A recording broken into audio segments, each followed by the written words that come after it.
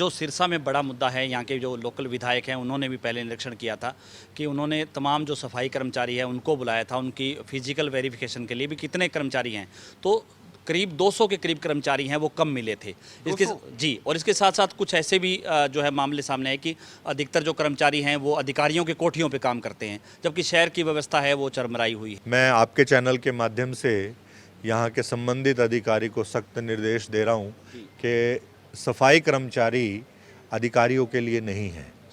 सफाई कर्मचारी शहर की सुंदरता के लिए, स्वच्छता के लिए हैं, वो वहीं काम करें। और यदि इस प्रकार का है, ये तो बहुत बड़ा आंकड़ा है, बहुत बड़ा गैप है कि 200 कर्मचारी नहीं होंगे तो कैसे। सामने आई थी कि लेबर चौक से पकड़ करके वहाँ पे वेरिफिकेशन करवाई गई, इस तरह की भी बात भी अखबारों में। चल, इस पे तो मैं क्या कमेंट करूंगा, ये तो मुझे जानकारी में नहीं है, लेकिन मैं इतना जरूर कहूंगा कि ये बहुत बड़ा आंकड़ा है, बहुत बड़ा गैप है।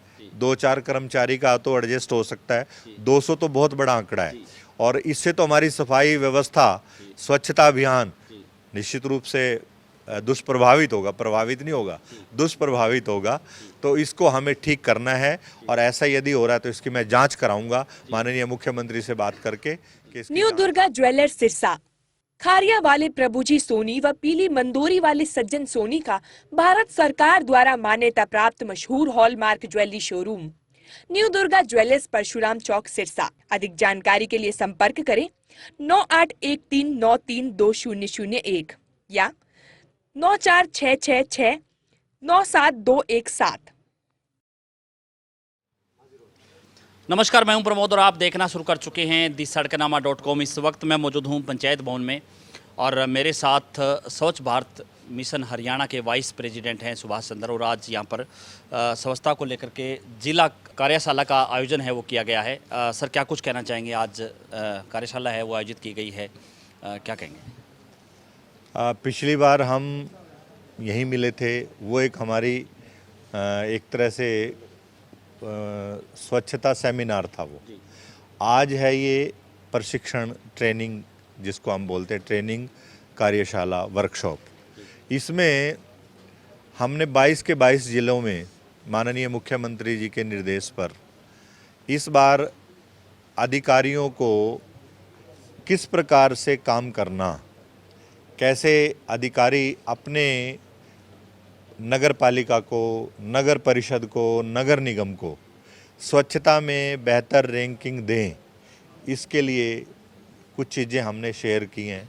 ऐसे ही पहला सत्र हमारा जो था वो पंचायत विभाग की ओर से था। उसमें हमारे ग्राम सचिव, उसमें सभी हमारे बीडीपीओज, हमारे सीओ, डीपीएम, ब्लॉक कोऑर्डिनेटर, वो सब लोग आए थे। ये दूसरा सेशन था, इसमें हमारी शहरी यूनिट, जिसमें हमारी नगर पालिकाएँ, नगर परिषद और नगर निगम, उन सब के हमारे एसआई, सीएसआई, दरोगाज, और जो स्वच्छ भारत मिशन को, चाहे वो जेई है, चाहे वो क्लर्क है, नोडल ऑफिसर होने के नाते से देख रहा है अपनी अपनी नगर पालिकाओं में, उन सब अधिकारियों को बुला करके यही कहा गया कि हम जैसे एकल स्वच्छता के लिए, स्वयं स्वच्छता के लिए जागरूक हैं, ऐसे ही सामूहिक स्वच्छता कैसे प्रभावी हो। हम अपनी नगर पालिका को पिछली स्वच्छता रैंकिंग में और बढ़िया रैंकिंग, अच्छी रैंकिंग, उच्च रैंकिंग कैसे दें, इसके लिए कुछ टिप्स उनको दिए गए। जैसे मान लो शहरी दृष्टि से बात करें तो वार्ड वाइज वो स्वच्छता की कमेटी गठित करें, जिसमें शहर के उस वार्ड के पार्षद, पूर्व पार्षद और कोई नामी व्यक्ति, कोई खिलाड़ी है, कोई संत है, कोई शिक्षाविद है, कोई भूतपूर्व सैनिक है, कोई डॉक्टर है, इस प्रकार के कोई शिक्षाविद है, उनको जोड़ें और वो महीने में 2 बार अपने वार्ड वाइज स्वच्छता के लिए आंदोलन करें, अभियान चलाए, श्रमदान करें। फिर उस वार्ड के अंदर स्कूल है, कॉलेजेस है, उन सब बच्चों की स्वच्छता जागरूकता रैलियां निकालें। और जो एजेंसी स्वच्छता को लेकर के काम कर रही है, चाहे वो डोर टू डोर का कर रही है, चाहे हमारे टॉयलेट्स मेंटेनेंस का काम कर रही है, उन सब को लेकर के उन्होंने जो कमिटमेंट सरकार को दिया किया कि हम इन शर्तों पे काम करेंगे। मान लो कोई भी एजेंसी यहाँ काम कर रही है, उसका कमिटमेंट है कि मैं कचरा उठान में 50 गाड़ियाँ या 20 गाड़ियाँ लगाऊंगी, तो वो समय समय पे उनका निरीक्षण करे अधिकारी, चेक करे क्या वो गाड़ियाँ इतनी हैं जितनी उसने कही थी। उसने एक कमिटमेंट ये भी किया है कि हम EAIC एक्टिविटी करा करके लोगों को जागरूक करेंगे कि वो कुछ कचरा जो है वो अलग अलग करके दें। वो कर रहे कि नहीं कर रहे, उसका मूल्यांकन हुआ, उसकी चर्चा हुई, उसकी बातचीत हुई। कचरे का सेग्रीगेशन अलग अलग हो। डोर टू डोर कचरे की हमने कमिटमेंट एजेंसी ने की है, वो डोर टू डोर कचरा उठाने का काम कर रही कि नहीं कर रही, इसकी चेकिंग हो। तो सारा समय समय पर काम एजेंसी कैसा कर रही है, क्या कर रही है, उसको लेकर के हमने इस प्रकार की चर्चा अधिकारियों के साथ बैठ कर के की है। और इस विषय को कैसे इसको विस्तार रूप दिया जाए, उसको लेकर के आज ये बैठक हुई। ऐसे ग्रामीण क्षेत्र में ग्रामीण स्तर पर कमेटियां बने, गांव का जो प्रवेश द्वार है वो स्वच्छ हो, सुंदर हो, इसके लिए वहाँ पर हमने तय किया कि जो ग्राम सचिव है वो वहाँ स्वच्छ भारत मिशन का नोडल अधिकारी अपने गांव का होगा, उसकी जवाबदेही होगी। और वहाँ पर जो गांव की फिरनी है, अधिकतर गांवों में फिरनी आजकल गोबर से, कुर्डी से ऐसे हटी पड़ी है, तो एक मेगा ड्राइव चला करके आप अपने गांव की फिरनी को गंदगी मुक्त करेंगे, स्वच्छ वहाँ फिरनी आपकी गांव की बने, इसकी आप ऐसी व्यवस्था सुनिश्चित करेंगे। और फिरनी पर लाइट हो, तालाबों का, क्योंकि बारिश का और मानसून का सीज़न अभी शुरू होने वाला है, कुछ तालाब जो हमारे ऐसे हैं कि गांव में खुदे पड़े हैं, तो उन सबको कहा कि उन तालाबों की चिंता करके प्रायोरिटी के आधार पर उन तालाबों का सौंदर्यीकरण हो, उन तालाबों का सुंदरीकरण हो, उस पर हम सब लोग मिलकर के काम करेंगे। ऐसा इस वर्कशॉप के माध्यम से आज अधिकारियों को चर्चा हुई, निर्देश हुआ और उसका इम्प्लीमेंट करने की बात हुई। सर, सिरसा में काफ़ी ऐसे पार्क हैं जो पहले संस्थाओं को दिए गए थे, लेकिन उसके बाद जो है उनको टेंडर को जो है वो रद्द कर दिया। लेकिन आज उन पार्कों की हालत वो काफ़ी ख़राब है। वहाँ पर जो है चाहे सफाई व्यवस्था है वो पूरी तरह से चरमराई हुई है। तो आप भी निरीक्षण करेंगे इस तरह के? बिल्कुल, आपने ठीक कहा। ये व्यवस्था केवल सिरसा में ही नहीं है, पूरे प्रदेश में है। जो हमारी रेजिडेंट वेलफेयर एसोसिएशंस हैं, उनको हमने पार्क दिए हुए हैं नॉमिनल रेट्स पर। तो यदि ऐसा सिरसा में कहा है कि पहले दिए हुए थे और नहीं हुए, तो DMC साहब से बात करके, यहाँ जो हमारे अधिकारी हैं उनसे बात करके वही व्यवस्था दोबारा बने। कारण क्या है कि उससे एक ट्रांसपेरेंसी बनी रहती है, और जो भी रेजिडेंट वेलफेयर एसोसिएशन होगी, जो भी काम करेगी, उसकी जवाबदेही तो होती ही है।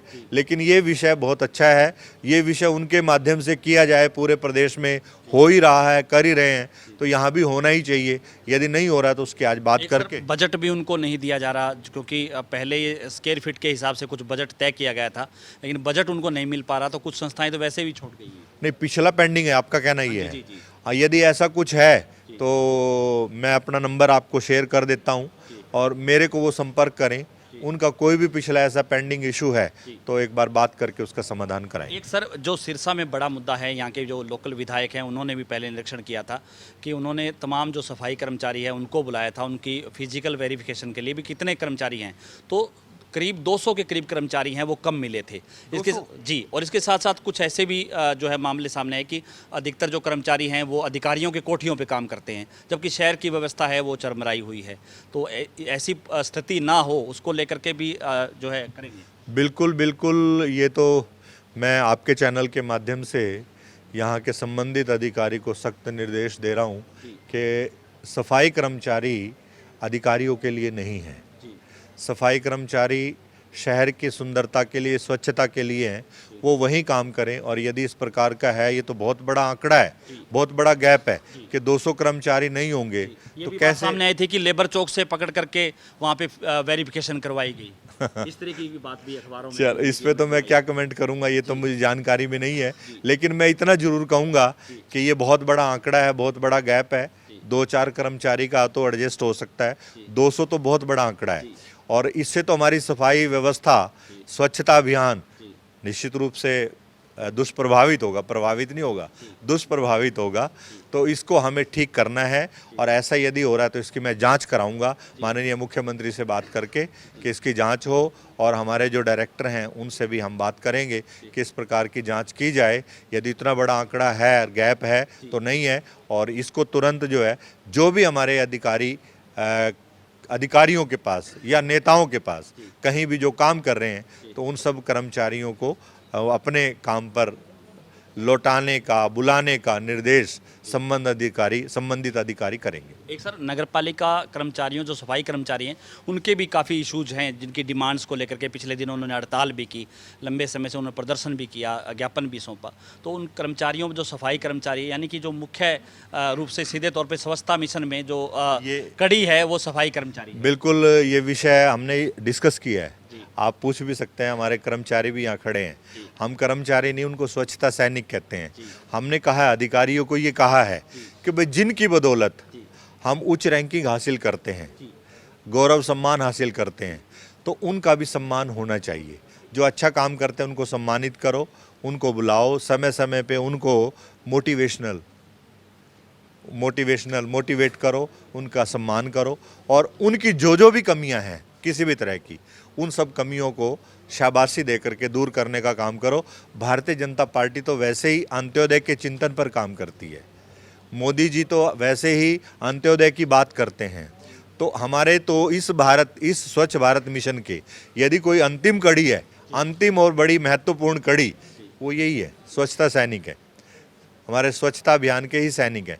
तो इनके बिना स्वच्छ भारत मिशन अधूरा है, इनके बिना स्वच्छता की कल्पना की नहीं जा सकती।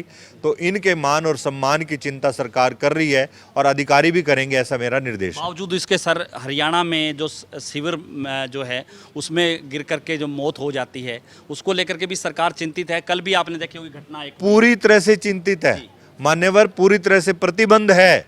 यदि ऐसा कोई अधिकारी, कोई एजेंसी ऐसा काम करती है तो ये मानवीय अपराध तो है ही, ये दंडनीय अपराध भी है। तो ऐसा जिस तरह से घटना हुई, है, पुत्र जो है वो टोटली बैन है।